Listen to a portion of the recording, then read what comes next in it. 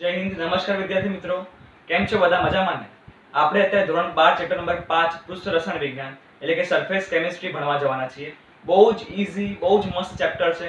અમારી સાથે તમે તૈયાર કરતા રહેશો તો બહુ જ મજા આવશે. શીખવામાં બહુ જ સરળ છે. ચેપ્ટરની પહેલી થિયરી આપણે જોવાની છે, જે છે અધિશોષણ. ઇંગ્લિશમાં એને કહેવાય છે એડઝોર્પ્શન.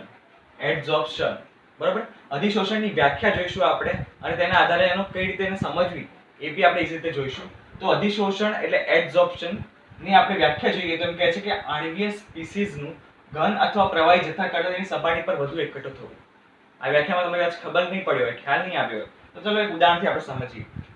માની લો કે કોઈ એક પાત્ર આપણે અહીંયા લીધું છે, અને આ પાત્રમાં ઘન અથવા પ્રવાહી માધ્યમ ભરેલું છે. XYZ અહીંયા ઘટક ભરેલો છે. હવે આ ઘટક ઉપર હું બહારથી કોઈ પદાર્થ દાખલ કરું છું. ધારો કે આ બે અણુઓ મેં અહીંયા દાખલ કરેલા છે. આ અણુઓ જ્યારે હું ઉપરથી નાખું છું ત્યારે આ બધા અણુઓ આ આખા દ્રાવણમાં ભળી જવા જોઈએ. પણ એવું થવાની જગ્યાએ આ બધા અણુઓ જો ફક્ત સપાટી પર જ એકઠા થાય તો આ ઘટનાને આપણે કહીશું અધિશોષણ. ફરી સમજીએ. આણ્વીય સ્પીસીઝનું ઘન અથવા પ્રવાહીના જથ્થા કરતા તેની સપાટી પર એટલે કે સરફેસ ઉપર આપણે અહીંયા એકઠું થવું એટલે એને આપણે એબ્ઝોર્પ્શન કહીએ છીએ. આમાં હજુ એક બીજી બે પેટા વ્યાખ્યાઓ જોવાની છે કે અધિશોષક. તો આમાં જે આપણે માધ્યમ લીધું હતું નીચે, જે ઘન કે પ્રવાહી, એ આપણું શું બનશે? અધિશોષક બનશે. ઇંગ્લિશમાં એને શું કહીશું? એબ્ઝોર્બેન્ટ. શું કહીશું? એબ્ઝોર્બેન્ટ. અને જે બહારથી આપણે પદાર્થ દાખલ કરેલો છે, જે બહારથી આપણે આણ્વીય સ્પીસીઝ દાખલ કરેલી છે, જે અણુ સ્વરૂપે અહીંયા ગ્રીન કલરમાં દર્શાવે છે, બધા શું બનશે? અધિશોષિત. ઇંગ્લિશમાં શું કહીશું? એબ્ઝોર્બેટ. શું કહીશું? એબ્ઝોર્બેટ. તો આપણે ત્રણ વ્યાખ્યાઓ ફરીથી ક્લિયર કરી છે. પહેલું છે એબ્ઝોર્પ્શન, અધિશોષણ. અધિશોષણ એટલે શું? આણ્વીય સ્પીસીઝનું ઘન અને પ્રવાહીના જથ્થા કરતા, સમગ્ર જથ્થા કરતા તેની સપાટી પર એકઠું થવું, એને આપણે શું કહીશું? અધિશોષણ. ત્યારબાદ બીજી વ્યાખ્યા પર જોઈએ અધિશોષક. જે આપણે માધ્યમ લીધું છે ઘન અથવા પ્રવાહી, એ આપણું બનશે અધિશોષક, કે જે અધિશોષણનું કાર્ય કરે છે. જેની સપાટી પર અધિશોષિત આપણને એક સપાટી પર એક લેયર તરીકે મળે છે, એ આપણને શું બનશે? અધિશોષક. અને જે પદાર્થ અથવા આણ્વીય સ્પીસીઝ લીધી છે આપણું બનશે અધિશોષિત. તો આપણે આ ત્રણ વ્યાખ્યાઓ ક્લિયર કરી છે. હવે આના જ ભાઈ એવો બીજો શબ્દ છે એબ્ઝોર્પ્શન. સ્પેલિંગ બંનેના બહુ સરખા છે, પણ આ શું છે? આપણું અવશોષણ. અવશોષણની વ્યાખ્યા શું કહેવા માંગે છે? આણ્વીય સ્પીસીઝનું સમગ્ર જથ્થામાં એક સરખી રીતે વિભાજિત થવું. સમગ્ર જથ્થામાં એક સરખી રીતે વિભાજિત થવું એટલે જે પહેલા મેં જે વાત કરી હતી એ જ વાત અહીંયા કહેવા માંગે છે. માની લઈએ ફરીથી આ કોઈ એક પાત્ર છે, અને અંદર આપણે કોઈ પ્રવાહી ભરેલું છે, પ્રવાહી કે ઘન, કોઈ પણ એક માધ્યમ લીધું છે આપણે. હવે આ માધ્યમ પર હું બહારથી અણુ દાખલ કરું છું અથવા કોઈ પદાર્થ દાખલ કરું છું, ઉમેરું છું. એ પદાર્થ અંદર જેવો જાય છે તેવો તે આ સમગ્ર ઘન અથવા પ્રવાહી માધ્યમમાં ગોઠવાઈ જાય છે. શું થાય છે? ગોઠવાઈ જાય છે. એની સાથે જથ્થામાં એકઠો થઈ જાય છે. આ ઘટના શું કહે છે? અવશોષણ. તો અવશોષણની વ્યાખ્યા શું કહેવા માંગે છે? આણ્વીય સ્પીસીઝનું સમગ્ર જથ્થામાં એક સરખી રીતે વિભાજિત થવું. એટલે એનું સ્પેલિંગ છે એબ્ઝોર્પ્શન. અહીંયા સ્પેલિંગમાં ઘણા લોકો બહુ જ મિસ્ટેક કરતા હોય છે. અહીંયા ડી છે અને અહીંયા બી છે, બરોબર. તો આ એડઝોર્પ્શન છે અને આ એબ્ઝોર્પ્શન છે. બંનેનું ઉચ્ચારણ થોડું અઘરું પડશે, શીખી લેવું, બરોબર છે. તો આ બે વ્યાખ્યા આપણે કરી, અધિશોષણ અને અવશોષણ. આ બંનેનો તફાવત પૂછાય તો તમને હવે લખતા આવડી જવો જોઈએ કે અધિશોષણમાં શું થાય છે? સપાટી પર આપણા માધ્યમના ઘટકોના માધ્યમની સપાટી પર આપણે આણ્વીય સ્પીસીઝ દાખલ થાય છે, જ્યારે અવશોષણમાં શું થાય? સમગ્ર જથ્થામાં ફેલાઈ જાય છે. હવે અધિશોષણની ક્રિયા બી જોઈએ છે આપણે. અધિશોષણની ક્રિયામાં શું કહે છે? પહેલા તો આ જે અધિશોષણની ઘટના બને છે, જે આપણે પહેલા વાત કરી હતી, સપાટી પર એકઠું થવું, આ ક્રિયા કેવી હોય છે?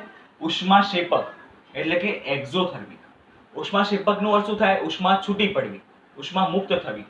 ઉષ્મા છૂટી પડે એટલે આપણે વાત કરી હતી ડેલ્ટા એચ શું થશે? આપણે અહીંયા ઉષ્મા જો બહાર છૂટી પડતી હોય તો ડેલ્ટા એચ નું મૂલ્ય કેવું થાય? નેગેટિવ, બરોબર. આ ઉષ્માગતિશાસ્ત્રના અભ્યાસ પરથી આપણે બધું શીખેલા છીએ, યાદ કરો મિત્રો. તો ડેલ્ટા એચ એટલે કે ઉષ્મા આપણને છૂટી પડે છે એટલે ડેલ્ટા એચ નું મૂલ્ય ઋણ બને. જો ઉષ્મા આપણે અંદર નાખવી પડે, દાખલ થાય તો શું બને? ડેલ્ટા એચ નું મૂલ્ય ધન બને. પણ અહીં ડેલ્ટા એચ નું મૂલ્ય ઋણ બને છે, બરોબર, કારણ કે ઉષ્માક્ષેપક ઘટના બને છે.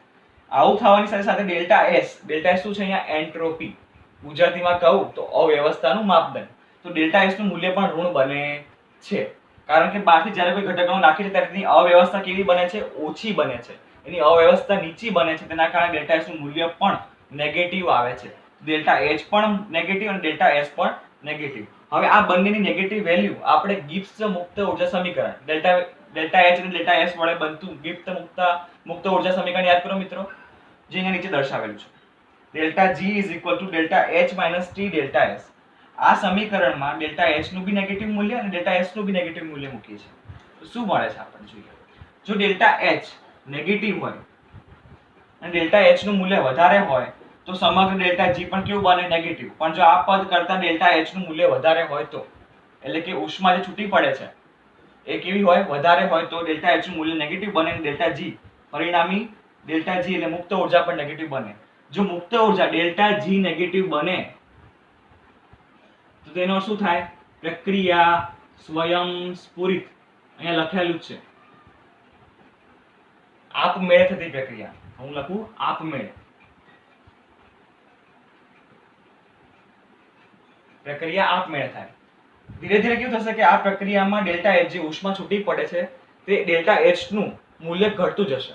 એટલે કે ઉષ્મા પહેલા વધુ છૂટી પડતી હતી, સમય જતા જતા ઉષ્માનું મૂલ્ય ઘટતું જશે અને ડેલ્ટા એચ નાનો બનતો જશે.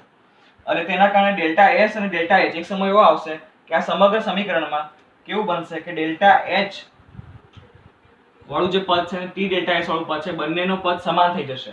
એટલે પરિણામી ડેલ્ટા જી કેટલો બનશે? 0. ડેલ્ટા જી 0 બને એટલે મુક્ત ઊર્જા 0 બને. તો તેનો અર્થ શું થાય? પ્રક્રિયા કેવી હશે? સંતુલિત સ્થિતિમાં. પ્રક્રિયા સંતુલન પ્રાપ્ત કરશે. તો અહીંયા આપણે આ અધિશોષણની ક્રિયાવિધિ જોઈ. બરોબર છે? આમાં કોઈ ડાઉટ નહીં હોય. અધિશોષણના પ્રકાર નેક્સ્ટ જોવાના છે આપણે. અધિશોષણના પ્રકાર બે જાતના હોય છે.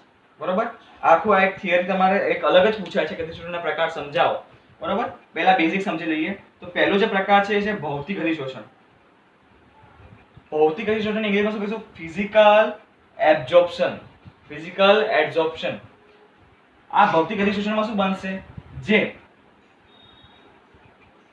અધિશોષક અને અધિશોષિત છે એ બંને વચ્ચે વાન ડર વાલ પ્રકારના બંધ બનશે. કેવા બંધ બનશે? તો આપણે એવું કહી શકીએ કે જો અધિશોષક અને અધિશોષિત વચ્ચે વાન ડર વાલ પ્રકારના બંધ બને તો તે કેવી ઘટના હશે? ભૌતિક અધિશોષણની ઘટના હશે. પરંતુ રાસાયણિક અધિશોષણમાં શું ફેર છે? આમાં જ્યાં વાન ડર વાલ બંધ બને છે તેની જગ્યાએ અહીંયા રાસાયણિક બંધ બને છે, કેમિકલ બોન્ડ બને છે. એટલે આને શું કહીશું આપણે? રાસાયણિક અધિશોષણ, કેમિકલ એબ્ઝોર્પ્શન. તો આપણે અહીંયા થિયરી આપણે અધિશોષણનો બેઝિક સમજ્યા. ચેપ્ટરનું નામ છે પૃષ્ઠ રસાયણ વિજ્ઞાન. બરોબર? Surface chemistry. તો અહીંયા સાથે પહેલો લેક્ચર આપણે પૂર્ણ કરીએ છીએ. અસ્તુ.